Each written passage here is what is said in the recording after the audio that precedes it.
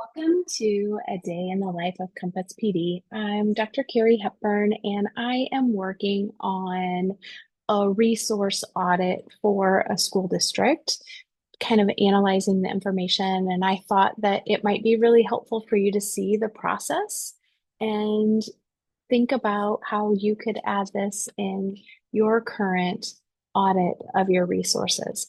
Now, for this particular school district, what is happening is in their state, a couple of years ago, they started requiring foundational skills.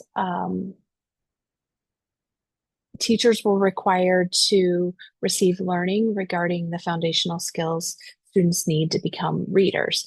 So teachers were being taught what needs to be taught to students at what level, how it needs to be taught, and why. All wonderful things. It started with state legislation, and the learning has been tremendous. From that, what we're seeing, and it tends to be happening in multiple states.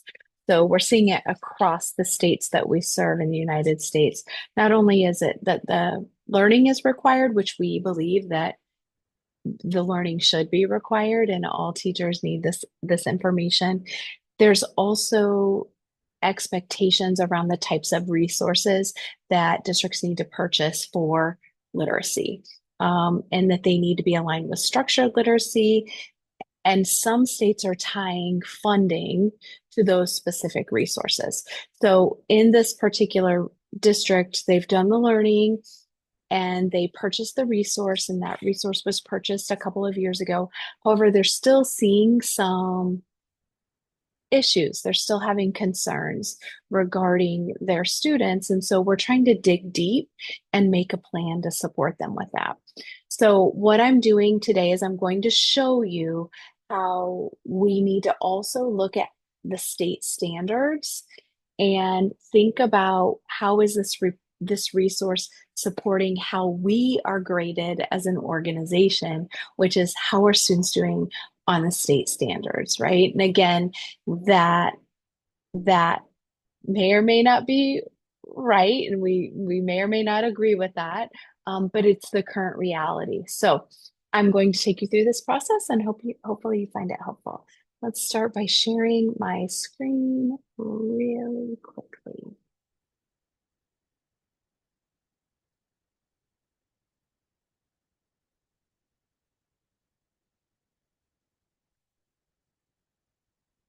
Okay, so what you're seeing right now is my screen, and this is for elementary that we were doing. So you'll notice that we have kindergarten, first, second across the bottom. On the left-hand side, we have all of the standards listed. If it's a priority standard, you will notice that the standard's bold and we've checked it. If it's a priority standard for the state, I actually took off the state name here so that I wouldn't be giving away too much information. And then on the right-hand side is if it was a priority standard for the actual district. So that's how we started. We listed that all out for all of the grade levels. You'll notice all of that.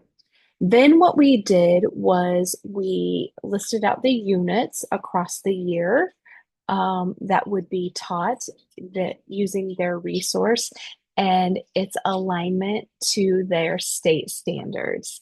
What you'll notice is that we went through and we counted it up and were able to come up with numbers that tell us how many times throughout the school year that particular standard is taught and in what specific units. So we have this comprehensive understanding of what is and isn't taught, and not only priority standards, but all of the state standards. Sometimes what's interesting to notice is when you think about a specific standard, what time of the year is it taught? And around toward this end time of the year is around the time that students would be taking their high stakes assessments. So if I notice that those standards are taught early or after those high stakes assessments, well, that gives us good data and good information to make decisions moving forward. Any time that we noticed a priority standard was less than 5 times taught, we highlighted that because we're in a different color, this reddish orangey color, and apparently a cute little pink color right there. But I just fixed that. So we did that because we know based on research that students need to be taught explicitly something 5 to 7 times in order for them to learn it. And that's on average. So if it was less than that 5 or 7, that 5 times, we wanted to make sure that we were aware and could make a plan. So when I look at this particular resource and we think about those priority standards, we're seeing some trends across the grade levels of what is taught in those priority standards less than 5 or 7 times. And then as an organization, what this information does is allows us to make a plan.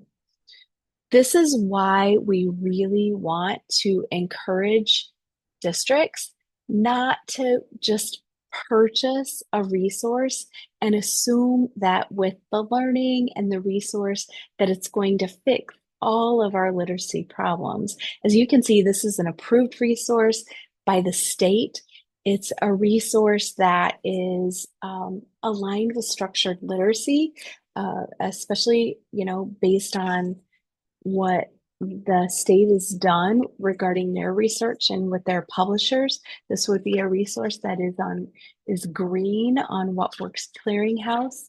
However, there are discrepancies in our state standards and how that is being brought to life. So it doesn't mean that you don't purchase it, but it does mean that you need to, as a literacy leader, think through how are we going to teach those standards that students need to master in other times during our day and within our scope and sequence. So assuming that we can just purchase the resource, and this particular resource, it highlights when you teach it, it tells you when to teach it also in small groups. So that's all of those things combined. So we have to go through now and make a plan of when, where else, and how else can our teachers teach that so our students can be successful. So I hope you found this helpful. Have a great day.